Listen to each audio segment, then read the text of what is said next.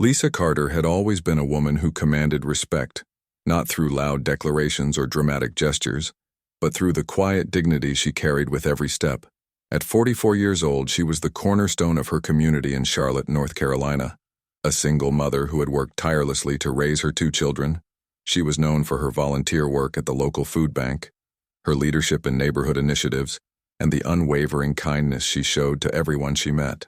Lisa had endured her share of life's hardships, but she always emerged stronger, her resilience serving as an inspiration to those around her. That Friday afternoon, she intended only to run a quick errand. The department store was bustling as shoppers prepared for the weekend. Lisa moved through the aisles with purpose, picking up the items she needed: a pair of jeans for her youngest son, a new set of towels for the bathroom, and a pair of earrings she had had her eye on for weeks as a small reward for herself. She approached the checkout counter with her wallet in hand, ready to pay in cash as she always did. Lisa had withdrawn the money from her bank earlier that day, a stack of bills tucked neatly into her wallet. The cashier, a young woman named Melissa, greeted Lisa with a smile that didn't reach her eyes. Lisa returned the greeting, placing her items on the counter and handing over the exact amount in cash. Melissa took the bills and glanced at them briefly before pausing. Her eyebrows furrowed and she held the $20 bill up to the light, her lips pursing in suspicion. I think this might be an issue," Melissa said, her voice hesitant but loud enough for the customers in line behind Lisa to hear. Lisa blinked, confused. "I'm sorry. What's the problem?" Melissa set the bill down and picked up a counterfeit detection marker, drawing a quick line across the 20. The ink remained clear, indicating the bill was genuine, but Melissa's frown deepened. She glanced nervously toward the manager's station. "I'm going to have to call my manager," she said, avoiding Lisa's gaze. Lisa's stomach tightened, her confusion giving way to a sense of unease. "I don't understand. The money is real. I just withdrew it from the bank this morning." Melissa didn't respond. Instead, she signaled for the store manager, Greg Thompson, a middle-aged man with a receding hairline and an air of self-importance. He approached the counter with a quick, almost impatient stride, glancing between Melissa and Lisa as if he were already making judgments about the situation. "What's going on here?" he asked. Melissa handed him the $20 bill. "I think it might be counterfeit," she said, her voice low. Greg examined the bill, turning it over in his hands before looking at Lisa. His expression was unreadable, but there was a hardness in his eyes that made Lisa's chest tighten even more. "This doesn't look right," he said, his tone flat. Lisa's voice was steady, though she could feel her pulse quickening. "It's real. I just got it from the bank this morning. You can call them to verify, or I have a receipt in my bag." Greg ignored her suggestion, instead waving over one of the security guards stationed near the store entrance. "We're going to have to handle this," he said, handing the bill back to Melissa. "Ma'am, I'm going to have to ask you to step aside." Lisa's cheeks burned as she realized people were starting to stare. The customers in line behind her whispered among themselves, their curiosity palpable. She looked around, hoping someone might speak up, but no one did. They simply watched in silence, their gazes heavy with judgment or indifference. "Step aside for what?" Lisa asked, her voice rising slightly. "I haven't done anything wrong. The money is real." Greg's expression hardened further. "Ma'am, if you don't cooperate, we're going to have to involve the authorities." Lisa felt a wave of humiliation wash over her. She had never been accused of anything like this in her life. Her hands trembled as she reached into her bag, pulling out the bank receipt and holding it out to Greg. "Here, this is proof that I withdrew this money today." Greg didn't even glance at the receipt. Instead, he nodded to the security guard, who stepped forward and placed a hand on Lisa's arm. "Ma'am, please come with me," the guard said, his tone firm but not unkind. Lisa's breath caught in her throat. She looked around once more, her eyes pleading with the onlookers. "This isn't right," she said, her voice choked. "Someone speak up. All of you saw me pay." But no one moved. No one said a word. They simply watched as Lisa was escorted out of the store, her shopping bag left behind on the counter. The humiliation was suffocating, but beneath it, a spark of indignation began to grow. She had done nothing wrong, and yet she had been treated like a criminal. As she stepped out into the parking lot, tears burning in her eyes, Lisa made a silent vow. She would not let this injustice go unanswered. Lisa sat at the kitchen table, her hands wrapped around a cup of coffee that had long gone cold. The events of the afternoon replayed in her mind like a broken record, each detail more infuriating and humiliating than the last. She had spent the last few hours alternating between anger and despair, the memory of those silent, judgmental stares in the store haunting her. Her youngest son, Marcus, had noticed her mood immediately when he came home from school, but she assured him everything was fine. She didn't want him to see her like this, defeated. But Lisa wasn't defeated. She couldn't afford to be. She had taught her children to stand up for what was right, and now it was her turn to lead by example. She picked up the phone and began searching for a lawyer. It didn't take long for one name to stand out: Rachel Brooks. The articles she found described Rachel as a relentless civil rights attorney, someone who had taken on corporations, police departments, and even city governments in her pursuit of justice. Lisa didn't hesitate. She dialed the number listed on Rachel's website and left a message, her voice trembling with determination. The next morning, Lisa found herself sitting in Rachel's sleek office in downtown Charlotte. The walls were lined with shelves filled with legal volumes and framed photographs of Rachel with clients she had helped over the years. Rachel herself was as commanding as her reputation suggested. She was in her late 30s with dark, curly hair pulled back into a bun and sharp, intelligent eyes that seemed to absorb every detail. She wore a tailored navy blue suit, and her presence was both calming and powerful. "Lisa Carter," Rachel said, extending her hand as Lisa walked into the room. "It's a pleasure to meet you. Please have a seat." Lisa shook her hand and sat down, her nerves on edge. She hadn't spoken to anyone about what had happened except her sister, who had encouraged her to let it go. But as she began recounting the incident to Rachel, the humiliation and anger she had felt in the store came rushing back. Her voice faltered as she described being accused of using counterfeit money, ignored when she showed the bank receipt, and escorted out of the store like a criminal. Rachel listened intently, her expression calm but serious. She took notes as Lisa spoke, occasionally nodding or asking clarifying questions. When Lisa finished, Rachel leaned back in her chair, her fingers steepled in thought. "This is unacceptable," Rachel said finally, her voice firm. "What you experienced wasn't just humiliation, it was discrimination. They targeted you because of your race and assumed you wouldn't fight back. But they were wrong." Lisa felt a flicker of hope at Rachel's words. "Do you think we have a case?" Rachel gave a faint smile. "Oh, we definitely have a case. But it's not just about what happened to you. I have a feeling this isn't an isolated incident. Stores like this often have unspoken policies that disproportionately target people of color. If we dig deeper, we might uncover something much bigger." "Something bigger?" Lisa asked, furrowing her brow. Rachel leaned forward, her eyes sharp. "I've seen this before.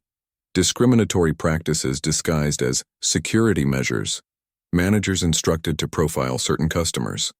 Policies that aren't written down but are enforced all the same. If we can prove this is part of a larger pattern, we can hold the store, and possibly the entire chain, accountable." Lisa nodded slowly, her initial hesitation giving way to determination. "What do we do next?" Rachel smiled, her confidence contagious. "First, I'll send a formal letter to the store, notifying them of our intent to file a lawsuit. That usually gets their attention. Then I'll start digging. I'll need access to their internal policies, security footage, and any records related to your transaction. And I need you to be ready for this to take time. Cases like this don't get resolved overnight." "I understand," Lisa said. "I just want justice. For me and for anyone else who's been treated this way." Rachel's smile widened. "Good. Because with your determination and my expertise, we're going to make sure they regret targeting you." As Lisa left Rachel's office, she felt a weight lift off her shoulders. For the first time since the incident, she felt like she wasn't alone in this fight. She had an ally, someone who believed in her, who was willing to take on a corporation and demand accountability. And Lisa was ready to fight, no matter how long it took. Rachel Brooks was no stranger to battles. Over the years, she had taken on cases that others deemed impossible. She had faced powerful corporations, police departments, and institutions that considered themselves untouchable. And yet, there was something about Lisa Carter's case that haunted her. A sickening familiarity with the pattern Lisa had described. The targeting of black customers, the refusal to verify the authenticity of cash, and the outright dismissal of evidence pointed to something far bigger than a single isolated incident. Rachel wasted no time. After sending the formal notice to the department store's corporate office, she began building her case. She filed a request for the store's security footage from the day of the incident, as well as documentation of their policies on handling counterfeit money. She sought out a forensic expert to examine the $20 bill Lisa had attempted to use, and she began digging into the store's history, looking for previous complaints of discrimination. The first breakthrough came sooner than Rachel had expected. It was late on a Wednesday night when she received an anonymous email. The subject line read, "I was there." Rachel's pulse quickened as she opened the message. It was short and to the point. "I work at the store. I saw what happened to Lisa Carter. The cashier and manager were instructed to watch out for black customers paying in cash. The counterfeit machine works fine, they just didn't use it. I have more information if you want to talk." The email was signed with a single initial, E. Rachel responded immediately, thanking the sender for reaching out and assuring them that their identity would be protected. She provided her contact information and asked if they would be willing to meet in person. By the following afternoon, she had received a reply. The sender agreed to meet Rachel at a cafe on the outskirts of the city. When Rachel arrived, she saw a young man sitting nervously at a corner table. He couldn't have been older than 21. His thin frame was hunched over a cup of coffee, and he kept glancing at the door as if expecting someone to confront him. Rachel approached him with a warm and reassuring smile. "Ethan?" she asked softly. The young man looked up, his brown eyes wide with fear. He nodded. "Yes, that's me." Rachel sat across from him and introduced herself. She spoke gently, sensing his apprehension. "Thank you for reaching out, Ethan. I know this must be scary for you, but your voice can make a huge difference in this case." Ethan swallowed hard and nodded again. "I just couldn't stay quiet anymore," he said, his voice barely above a whisper. "What they did to that woman, it wasn't right." "Take your time," Rachel encouraged. "Tell me what you saw." Ethan took a deep breath, his hands fidgeting with the lid of his coffee cup. "I was stocking shelves near the register when it happened," he began. "I saw the cashier, Melissa, check the bill with the marker. It was fine, she even said it was fine. But then Greg, the manager, came over. He didn't even look at the bill. He just told her to call security. I heard him say, 'We can't take chances with money from people like her.'" Rachel's jaw tightened, but she kept her expression neutral. "Did he say what he meant by people like her?" Ethan hesitated, then nodded. "Yeah. He said black customers have been causing problems with fake money lately. But that's not true. We've had like 2 incidents last year, and neither involved black customers." Rachel leaned forward, her tone calm but firm. "Ethan, what about the counterfeit detection machine? I noticed it wasn't mentioned in the store's response to my information request." Ethan pressed his lips into a thin line. "That's because they didn't use it," he said, his voice tinged with frustration. "The machine works perfectly. We use it all the time. But Greg told Melissa not to use it on that bill. He said it would complicate things." Rachel's mind raced as she processed this information. The deliberate refusal to use the counterfeit detection machine was damning evidence. This wasn't just negligence, it was intentional discrimination. "Why do you think they didn't want to use the machine?" Rachel asked carefully. Ethan hesitated, glancing around the cafe as if checking for eavesdroppers. When he spoke again, his voice was almost inaudible. "There's something else going on. I've heard rumors that Greg and some other employees are involved in some kind of scheme. They're swapping real money for fake bills and pocketing the difference. I think they're blaming black customers to cover their tracks." A chill ran down Rachel's spine. If Ethan's suspicions were true, this case was far more sinister than she had anticipated. "Do you have any proof of this scheme?" Rachel asked. Ethan shook his head. "Not yet, but I've seen Greg acting shady, like taking money to the back office when he thinks no one's watching. And I know some of the other employees are scared to speak up. They're afraid of losing their jobs." Rachel placed a reassuring hand on Ethan's arm. "You've already done so much by coming forward. If you're willing, I'd like to stay in touch with you as I gather more evidence. And if you feel comfortable, your testimony could be crucial in court." Ethan nodded slowly. "I'll do what I can to help." Rachel smiled. "Thank you, Ethan. You're brave for speaking out, and I promise you, we're going to get to the bottom of this." When Rachel left the cafe, her mind was already racing with possibilities. Ethan's testimony was a turning point, but it was just the beginning.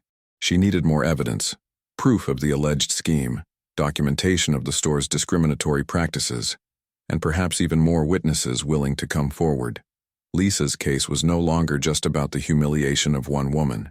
It was about exposing a system of corruption and prejudice that had gone unchecked for far too long. Rachel Brooks had a sharp intuition, one that had served her well in her years as a civil rights attorney. Ethan's revelations added weight to what she had already suspected. Lisa's humiliation was not an isolated incident but a symptom of a deeper issue. As she sat in her office that evening, poring over the notes from her meeting with Ethan, she began to map out her next steps. The first thing Rachel did was call in a favor from an old friend, a forensic accountant named Kevin Daniels. Kevin had helped her crack several cases before, and if there was even a hint of financial misconduct at the store, she knew he could find it. "I need you to dig into the financial transactions of this department store," Rachel explained over the phone. "Specifically, their cash handling records. I think there's a scheme going on, something involving counterfeit money and employee theft." "Got it," Kevin replied. "Send me whatever info you have and I'll start digging." Next, Rachel turned her attention to the store's internal policies. She filed a subpoena for employee training manuals, emails, and any documentation related to their handling of counterfeit money. She also requested records of complaints filed by customers and employees over the past 5 years, hoping to uncover a pattern of discriminatory practices. As Rachel waited for the paperwork and financial records to come through, she kept in close contact with Ethan. Over the next week, he provided her with more details about the store's inner workings. He described how Greg, the manager, had a habit of taking cash from the registers and disappearing into the back office. He also mentioned that Greg seemed particularly concerned whenever corporate auditors visited the store, often instructing employees to keep everything clean during those inspections. Then, one evening, Ethan called Rachel with an urgent tone in his voice. "Rachel, I think I have something you need to see," he said. "Greg left his office door open tonight and I saw a stack of fake bills on his desk. I couldn't take pictures without him noticing, but it's the proof you've been looking for." Rachel's mind raced. "Ethan, I need you to be careful. Don't put yourself in danger. But if you can safely get any documentation, emails, memos, anything, that ties him to this scheme, it would be huge for the case." "I'll try," Ethan promised. "But I can't do it alone. Some of the other employees know what's going on, but they're too scared to speak up." Rachel recognized the fear Ethan described. It was the same fear she'd seen in countless other cases. Employees trapped in toxic work environments, afraid to lose their jobs or face retaliation. She decided to take a different approach. Over the next few days, Rachel reached out to former employees of the store, people who no longer had to answer to Greg or anyone else in the company. To her surprise, several of them were willing to talk. One former cashier, Angela, described how Greg had pressured her to accuse a black customer of using counterfeit money, even though the bill had passed the counterfeit detection test. Another employee, a stock clerk named Luis, revealed that Greg had once bragged about cleaning up the store by making it less appealing to certain customers, a thinly veiled reference to racial profiling. But the most damning piece of evidence came from Kevin, the forensic accountant. After several days of analyzing the store's financial records, Kevin called Rachel with his findings. "You were right," Kevin said. "There's definitely something shady going on. I found discrepancies in the cash deposits, large amounts of money disappearing and then reappearing in smaller amounts over the course of several months. It looks like Greg and a few other employees have been swapping real cash for counterfeit bills and pocketing the difference." Rachel's heart raced as she listened to Kevin's explanation. "Do you have proof that ties Greg directly to this?" "Absolutely," Kevin replied. "I found emails between Greg and another manager at a nearby store. They were discussing how to handle cash transactions and avoid detection. It's all here. Dates, amounts, everything." Rachel couldn't believe the audacity of it. Not only had Greg and his accomplices been running a cash-swapping scheme, but they had also weaponized racial profiling to cover their tracks. By targeting black customers like Lisa, they had created a convenient scapegoat for their own crimes. Armed with this new evidence, Rachel began piecing together the full scope of the scheme. She found that the counterfeit bills Greg and his team had been introducing into the system were often discovered by auditors, but the blame was always shifted onto customers. Black customers were disproportionately accused, their complaints ignored or dismissed. In some cases, customers had even been arrested based on false accusations, their lives upended by a scheme they had no part in. Rachel's anger grew with each new piece of information. This wasn't just about Lisa anymore. This was about a systemic failure, an entire system that had allowed corruption and racism to thrive unchecked. She called Lisa to update her on the progress of the case. "Lisa, I need you to know how brave you are for standing up to this," Rachel said. "What happened to you wasn't just an isolated incident, it was part of a much bigger problem, and because of you, we're going to expose it." Lisa's voice was steady, but Rachel could hear the emotion behind it. "Thank you, Rachel. I just want to make sure this doesn't happen to anyone else." "We will," Rachel promised. "But things are about to get intense. The store's lawyers are going to fight us every step of the way, and they'll try to discredit you. Are you ready for that?" Lisa didn't hesitate. "I've been through worse, let them try." Rachel smiled, her respect for Lisa growing even more. With Lisa's determination and the mounting evidence, Rachel knew they had a strong case. But she also knew the fight was far from over. The next step was taking everything they had gathered and preparing for the courtroom battle ahead. Rachel was ready, and so was Lisa. Together, they would expose the truth and make sure justice was served. The courtroom was packed. Rows of spectators, reporters, and community members filled every available seat, their eyes locked on the proceedings. The case had drawn significant attention over the past few weeks, becoming a flashpoint for discussions on racism and corruption in retail practices. For Lisa Carter, the weight of it all was overwhelming. She sat at the plaintiff's table beside Rachel Brooks, her hands folded tightly in her lap. She could feel the stares, the judgment, and the whispers, but she kept her head high. This was her fight, and she wasn't backing down. On the other side of the courtroom, the department store's legal team was a stark contrast to Rachel and Lisa. 5 attorneys in expensive suits, led by Stephen Marsh, a seasoned corporate lawyer with a reputation for ruthless tactics. Their strategy was clear: discredit Lisa, paint her as unreliable, and make the jury doubt her story. The trial began with opening statements. Rachel delivered hers with passion and precision, laying out the facts of the case and emphasizing the systemic discrimination Lisa had endured. "This case isn't just about a $20 bill," Rachel said, her voice echoing through the courtroom. "It's about a pattern of racial profiling, a scheme to cover up corruption, and the courage of one woman who refused to stay silent." Marsh, on the other hand, took a colder approach. He framed Lisa as a disgruntled customer looking for a payday, insinuating that her financial struggles had motivated her to fabricate the entire incident. "Ms. Carter has faced financial difficulties in the past," Marsh said, glancing at the jury. "Is it so hard to believe that she might have tried to pass off a counterfeit bill to avoid those difficulties?" Lisa flinched at the insinuation, but Rachel placed a reassuring hand on her shoulder. "Stay strong," Rachel whispered. "They're grasping at straws." The store's legal team called several employees to the stand, including Melissa, the cashier, and Greg, the manager. Melissa, clearly nervous, stuck to her story that she had been following store policy when she flagged Lisa's bill as suspicious. Greg, however, was more composed, confidently denying any wrongdoing. "Our policy is to protect our customers and our business," Greg said, his voice smooth. "We don't discriminate. We simply take precautions when handling cash." But Rachel was ready. When it was her turn to cross-examine Greg, she approached him with the confidence of someone who knew exactly where the cracks in his story were. "Mr. Thompson," Rachel began, holding up a copy of the store's policy manual, "does this document outline your procedures for handling suspected counterfeit money?" Greg hesitated but nodded. "Yes, it does." Rachel stepped closer, her voice calm but sharp. "And does it not state that all suspected counterfeit bills must be verified using the counterfeit detection machine before any action is taken?" Greg shifted uncomfortably in his seat. "Well, yes, but in this case, you instructed the cashier not to use the machine," Rachel interrupted, her tone growing firmer. "Why?" Greg's composure faltered. The machine wasn't working properly that day." Rachel smiled faintly, as if she had been waiting for that answer. "Interesting. Because I have a sworn statement from one of your own employees, Ethan, who says the machine was working perfectly that day. In fact, he says you specifically told the cashier not to use it. Would you like me to read his statement to the court?" Greg's face reddened and Marsh quickly stood up. "Objection, Your Honor, this is hearsay." "Overruled," the judge said.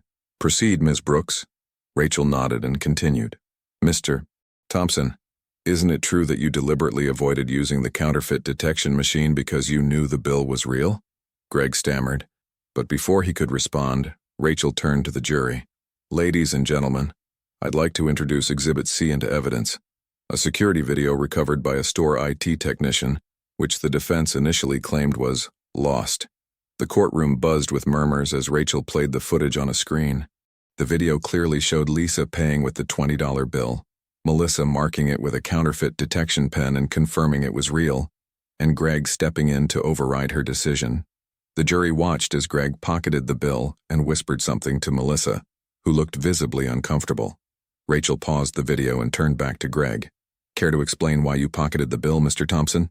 Greg opened his mouth, but no words came out. The courtroom was silent, the weight of the evidence hanging heavy in the air. And then the final blow came. Rachel called Ethan to the stand. The timid stock clerk had been nervous about testifying, but as he sat before the jury, something shifted in him. He straightened his back, his voice steady as he recounted everything he had seen and heard. The orders to target black customers, the refusal to use the counterfeit detection machine, and the cash-swapping scheme Greg had orchestrated. When Rachel asked him why he had decided to come forward, Ethan looked directly at Lisa.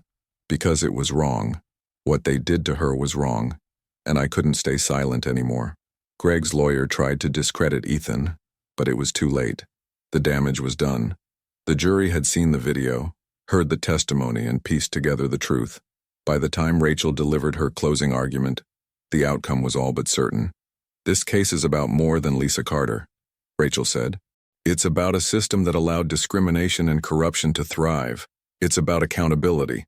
And today, we have the chance to send a message that no one is above the law." The jury deliberated for only 4 hours before returning with their verdict. The courtroom was silent as the foreperson stood, holding the slip of paper that would determine the outcome of Lisa Carter's fight for justice. "We, the jury, find the defendant, Thompson Department Stores, guilty of racial discrimination, unlawful practices, and negligence," the foreperson declared. Lisa's breath caught as the words sank in. She felt Rachel's hand squeeze hers in reassurance.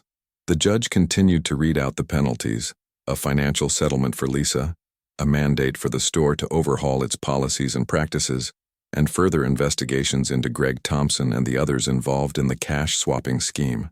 For Lisa, it was a victory, one that tasted of vindication and relief. But for Rachel, the battle wasn't quite over.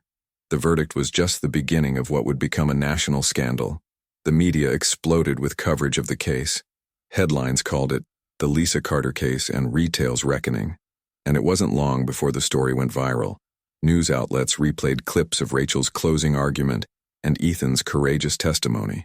Social media users rallied behind Lisa, calling out instances of racial profiling in their own communities and demanding change. But the most damning revelations came from the follow-up investigations. With the judge's ruling in hand, Rachel and her team gained access to the store's internal communications. What they found was shocking: a series of emails between Greg Thompson and regional managers discussing unofficial protocols for dealing with customers they deemed high risk. The emails revealed that black customers paying in cash were disproportionately flagged as suspicious, with employees instructed to use discretion when deciding whether to process their payments or escalate to security.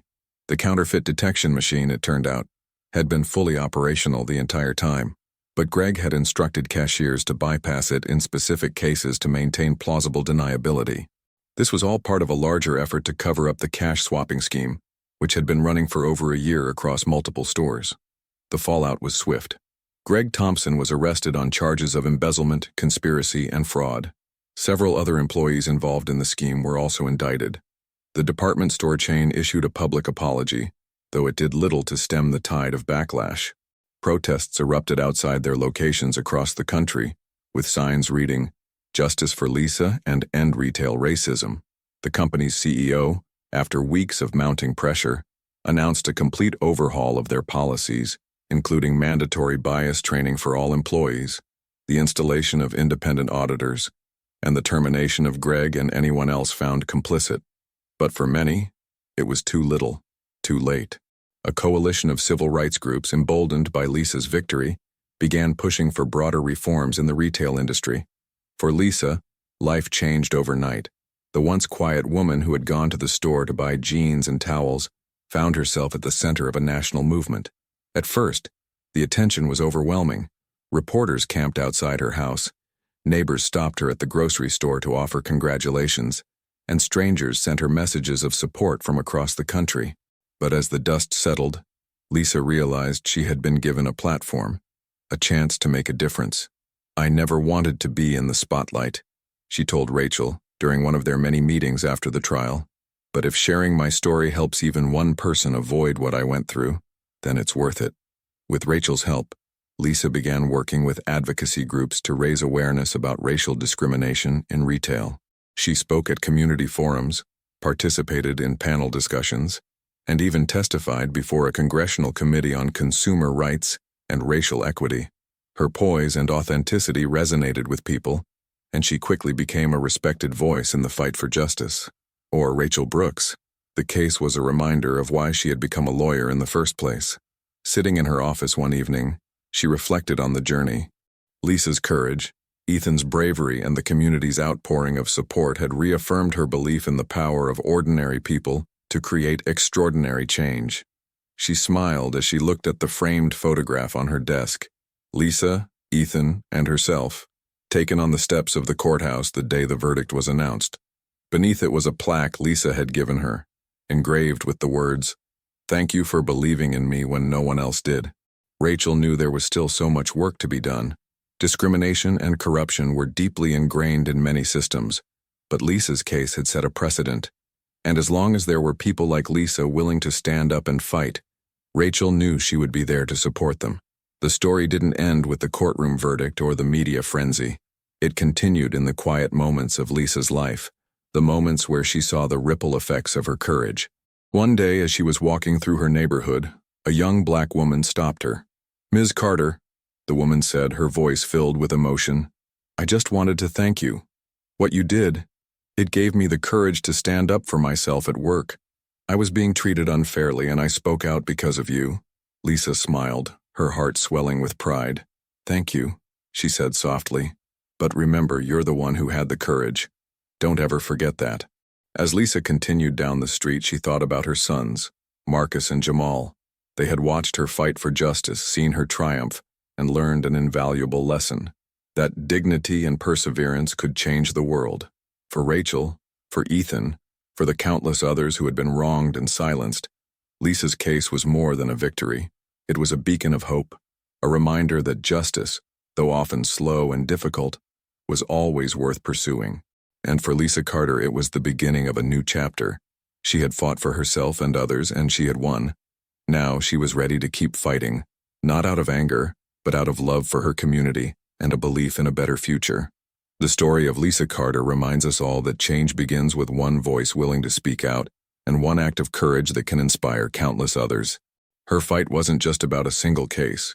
It was about dismantling a system of injustice and paving the way for a fairer, more equitable world. Let Lisa's journey be a call to action. Speak up, stand firm, and refuse to accept what is wrong. Whether in your workplace, community, or daily life, your courage can ignite change. The fight for justice is far from over, and the next chapter starts with you.